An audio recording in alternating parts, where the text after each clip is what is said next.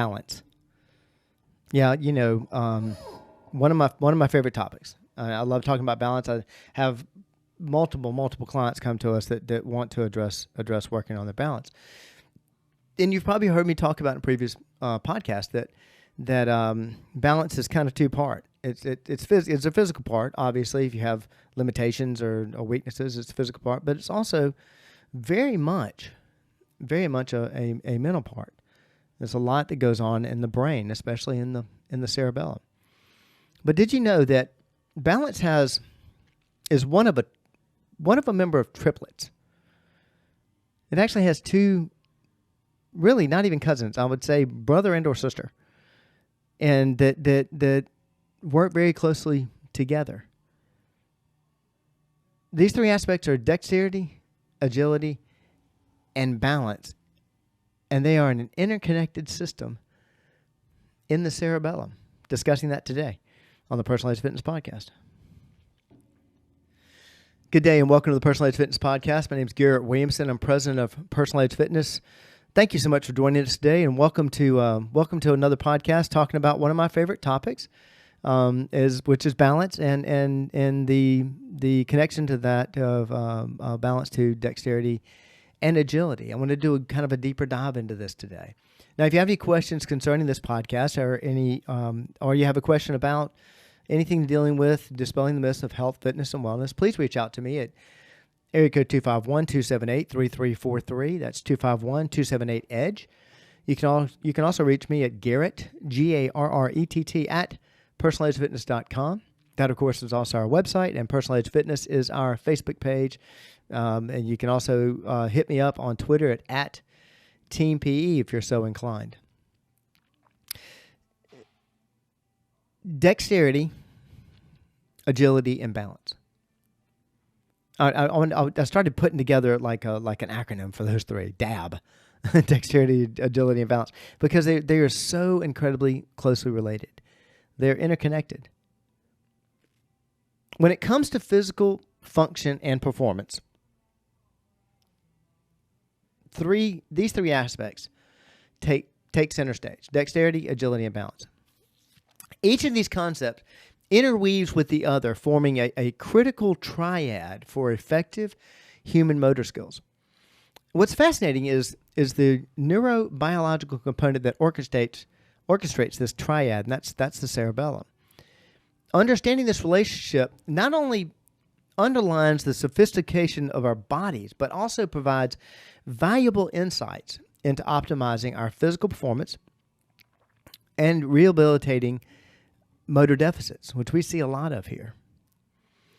Now, before delving into the interrelationships and the cerebellum's role, it's crucial to understand what each of these concepts means. Now, dexterity is the skill in performing tasks, especially with the hands. It's about fine motor skills, precision, speed, and coordination in small muscle movements, usually involving synchronization of hands, your fingers, with the eyes. Now, agility, on the other hand, refers to the ability to move quickly and easily. We see this with a lot of athletes. It encapsulates the ability to change the body's position efficiently and requires a combination of balance, speed, strength, and coordination. So you can see why it's tied so closely to athletics. Now, lastly is balance, one that a lot of people come to see us about. And this is the ability to maintain the body's center of mass over its base of support. It's about stability and control of over the body, which involves coordinating various muscles to make adjustments and prevent falls. Pretty easy, but I just wanted to get into a quick definition of each of those. Now, what's the role of the cerebellum? Acting is like an orchestra, acting as the maestro of this physical performance triad. The cerebellum is a region of the brain that plays a pivotal role. The small kind of wrinkled structure at the base of the brain is responsible for fine-tuning motor movements, maintaining posture and balance, and coordinating voluntary movements. It doesn't initiate movement, but rather refines it. It ensures smooth and accurate execution, and it comes even better with practice. The cerebellum achieves this by constantly receiving sensory information about the body's position and movement. We call this proprioception. It comes through the spinal cord and other parts of the brain. It uses this information to adjust the strength, timing, direction of all your motor activities, thereby contributing to the triad: dexterity, agility, and balance. When it comes to dexterity, the cerebellum helps control the precise timing and force of the different muscle actions, ensuring that hand movements and finger manipulations they're smooth, they're coordinated, and they're precise. In terms of agility now, the cerebellum contributes by coordinating the complex sequences of muscle contractions required for quick, efficient movements. It's involved in planning these movements and kind of adjusting them as necessary in response to whatever the changing circumstances are. Taking off and running for third base from second, and then having to quickly go back to second. Now, regarding balance, the cerebellum, it receives inputs from the inner ear's vestibular system. You've probably heard of that, which senses head motion, head position, and motion. This information helps the cerebellum make the necessary adjustments to keep that center of mass, over that your base of support. Now, these three are interconnected, which is why we train them, one to work the other. There's mutual benefits. So how does working on an aspect of one benefit the other? The answer lies in this interconnectivity. Working on dexterity, such as through fine motor activities, can enhance hand-eye coordination and precision skills, which contribute to agility in tasks that require swift and accurate responses. Improvement in dexterity also aid the balance as a delicate adjustment of hand and finger position, and can help stabilize the body during challenging balance tasks. Training for agility, and we use agility to train for balance a lot. Typically involving this involves quick changes of direction, speed, body position. This naturally bolsters your balance because it strengthens the body's response to sudden shifts in the center of the mass. Agility training also helps enhance dexterity, particularly when the tasks involve complex hand and foot coordination. Think about swinging a golf club. Think about swinging a baseball bat. Think about honestly picking up a bag of groceries. I mean, you've got so many different muscle groups that are involved in those activities. Everything's got to work in conjunction. Similarly, balance exercises contribute to agility by promoting stability during rapid dynamic movements. Now, think about that base runner. Watching the picture, and then all of a sudden having to turn to their right extremely quickly to try to steal second base. Okay, agility is the ability to shift, to turn real quick, to make that quick movement, and instead of your body facing one direction, it's got to switch and face the other direction. We got to shift from the weight from the left foot to the right foot to dig in, or right foot, left foot, depending on which. Well, it would be left foot on the base if you're watching the pitcher, and shifting to that right foot. That's your agility. But having the stability that and that comes from balance. Balance would be controlling that mass, controlling your weight over whatever your stable grounding point of your body is. And in this case would be your right foot, going from left foot to right foot. Well, you've got to have good balance to be able to make that shift. This is why you see a lot of seniors. And again, it's not because time passing on the calendar. It becomes through degeneration that we did ourselves of the cerebellum by not doing these tasks. You watch seniors, and a lot of times they'll shuffle their feet, they won't pick them up. And that they'll say their balance is off. Well, yeah, their balance is off because they haven't practiced it very much. They've got to stooped over, and they're lowering their center of gravity and that's the reason they stoop over, and they shuffle their feet or don't want to lift their feet up because they're not sure about that stability. Well, that goes back to that base running. I mean, we take it for granted that, yeah, it's easy. You just run, put the weight on the right foot and go. Well, that's because you have very good control of your balance through your cerebellum that you're able to do that. So all of these activities, like I say, the triad, are interrelated. And why did I want to do this podcast? Why do I want to talk about this? Because I've discussed these things before. The one I haven't really talked about is dexterity. And actually reading about it and studying for this podcast, it was one of those things that kind of slapped my forehead going, of course, dexterity is directly related to the strength of the cerebellum and your ability to balance, your ability to be more agile. Whenever I have anybody come in to talk to me mostly about balance, when it comes to agility, the clients that come and talk to us about agility feel pretty comfortable with their balance. They're not super concerned about their balance, and so they are concerned about being able to turn quick or whatever. But balance is a foregone conclusion. That doesn't even cross their mind, and that's why. And most people don't know that they're all related.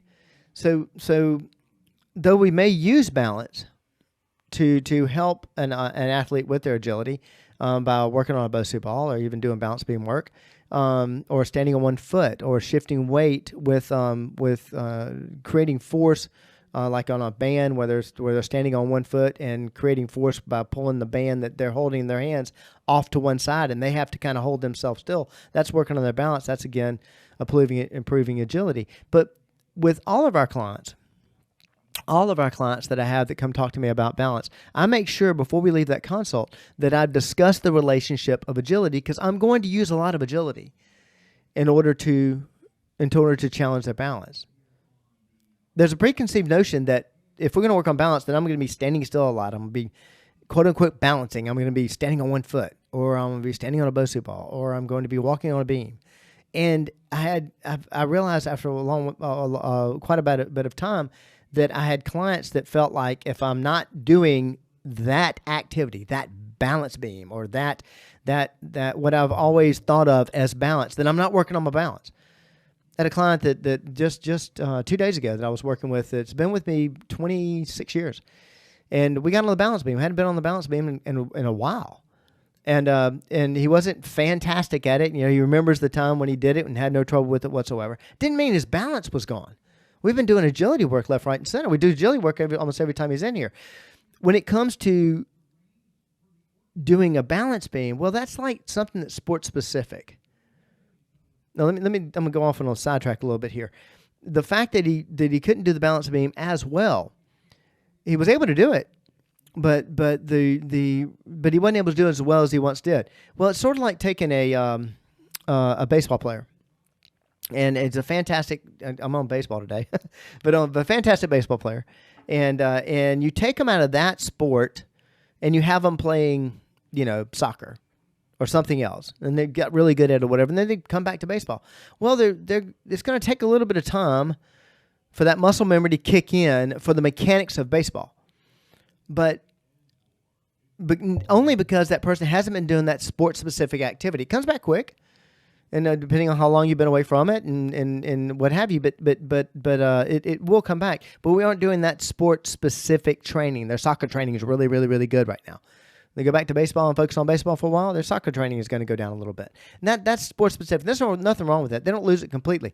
Well, when this client went back to the balance beam wasn't, he remembers doing it even better than he did it then. And his first comment to me was, "Oh, well, we just haven't been working on balance. We haven't been doing that. Haven't done that in a long time, whatever." And I'm thinking this person's having a conversation with themselves, because I'm sitting there telling them, "Did great, did fine, exactly what I expected."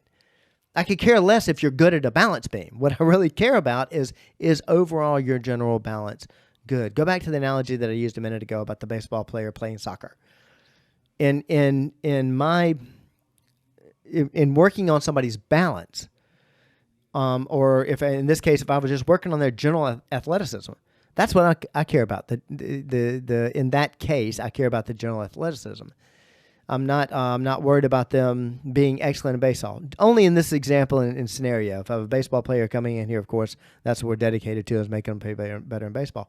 But the way that relates to that balance beam, I could care less if my client can do a balance beam well. What I care about is just can they balance well? Is their balance good? And if if they want to get really good at being on a balance beam, and I've run into that trouble. I've run into clients that felt like, gosh, I have horrible balance because I can't do this particular activity that I associate with balance. When in actuality, they're walking better. They're getting along around much better. They're standing taller. They're making great strides. They're back walking like they were well before they went downhill and actually came to us. But they get fixated on that one exercise. And that's why when I do that consult with somebody that comes in here and talks about balance, I show them this triad. I show them how closely tied they are. Because if I'm doing agility work, one of the things we use for agility is we use the stairs in our facility. I make a joke about it.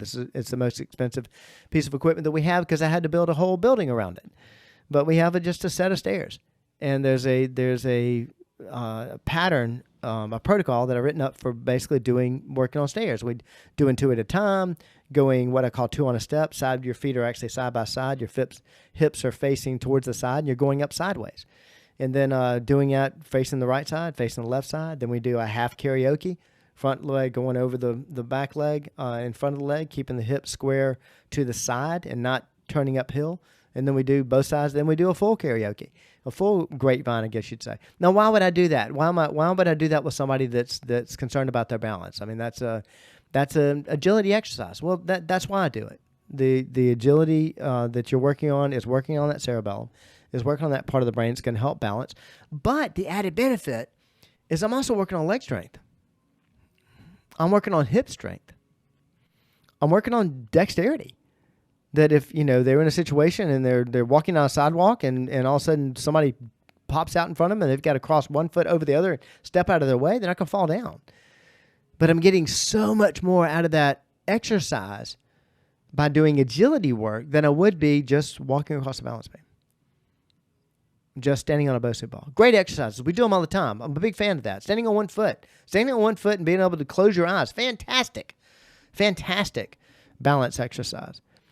But typically the agility and even in some cases dexterity work that we do, you're going to actually get these ancillary benefits out of it. And so that's why we work a lot of agility in order to improve balance. Plus, it's not as boring. We use tires. We have 2 sets of tires out in front. In fact, it's a circuit that we keep out there every day. We have clients that do that every time they come in here. They go through that circuit. And one of the things they do is they, just like you see athletes do running through tires, they actually run or walk through the tires depending on their ability. And that's improving balance. I'll show you the other way. You've heard of this. I'll show you the other way where athletes were using balance to work on agility. And that is these football players that you've seen, and I believe other athletes have done it too. I know that football players have. I think speed skaters have also. Most anybody would. I mean, it benefit pretty much any sport. They've done ballet. They've done ballet because they're trying to improve their athleticism. So Herschel Walker, I know, used ballet, trained ballet in the off season to basically be a better running back. But his balance, when he shifted and cut on the field, just like I was talking about earlier, the baseball player that's trying to steal second, and he shifts all his weight to one side, he's more balanced. That's a much more stable foot plant. And he's able to make that shift. His cerebellum's able to process that so he can actually move faster. His agility is going to be better because his balance is better. And so it works both ways. I apologize. I'm beating this to death, but I'm a big fan. I'm a big fan of working balance. I'm also a big fan of knocking down that ridiculous idea that when time passes on a calendar, your balance just changes and you can't get it back. Ugh. That's completely wrong. It's a complete lie. It's easy to get it back. And if you have the physical weakness, fine. We'll work those muscles. That's easy. We do that stuff in our sleep. But using one of those 3, that triad, it all exists in the cerebellum. That's where everything. That's the maestro. That's what's controlling all of this. And so working on one works on the other. What can you do at home? Well, working agility, climbing stairs, trying to climb stairs. If you want to be very safe about it, make sure your hand is above the handrail, but try to do it without holding on, knowing that you've got your hand right there. You can grab it if you need to. But that's one thing. Anything that takes any kind of dexterity, Even if you're sitting down and you're doing hand dexterity, believe it or not, sewing is an exercise of dexterity. And that actually will improve your balance. It sounds crazy, but it literally will improve your balance because it'll improve that cerebellum. It's very popular that seniors will do crossword puzzles. It's good for your brain to do crossword puzzles. Well, I did a podcast on this talking about how the exercise is, and I'm not against crossword puzzles. I think that's a fantastic activity. Reading is a fantastic activity. Very good for your brain. But when it comes to really improving your brain function, nothing like exercise. I did a whole podcast on that. Exercise is 10x what a crossword puzzle does. But by working those dexterity balance exercises, standing in a doorway where you know you can put your hands out and catch yourself and trying to balance on one foot, it's fantastic. You're going to improve your agility. You're going to improve your walking. You're going to improve your dexterity. Before I subdivide again and break into this, let me tell you, if you have any more questions about this, you want to get deeper into this topic, especially if you have a fear of your balance. It's just, well, yeah, I know what Garrett's talking about, but mine's so bad, there's no way I could ever. Bull. I've even worked with Parkinson's patients that their brain's throwing off different just different impulses, and they don't have any control of it. I've actually worked on improving their cerebellum, improving their balance. But and we do that with balance work, agility work. We've done it with boxing, believe it or not. That's another dexterity, agility. That's another mind muscle combination. If you have any questions about that, please reach out to me at area code 251-278-3343, 251-278-EDGE. You can also reach me at Garrett, Garrett, at personaledgefitness.com, which, of course, is my email address, and that's our website. Personal Edge Fitness is our Facebook page. Hit me up on Twitter at Team PE. We're here to improve your balance. We're here to help your agility, whether you're an athlete or not. Something we work with a lot. We'll even improve your dexterity. We'll do whatever we need to do that's not illegal, immoral, or fattening to help you reach your level of wellness. Thank you so much for tuning in today, and I hope I see you next time.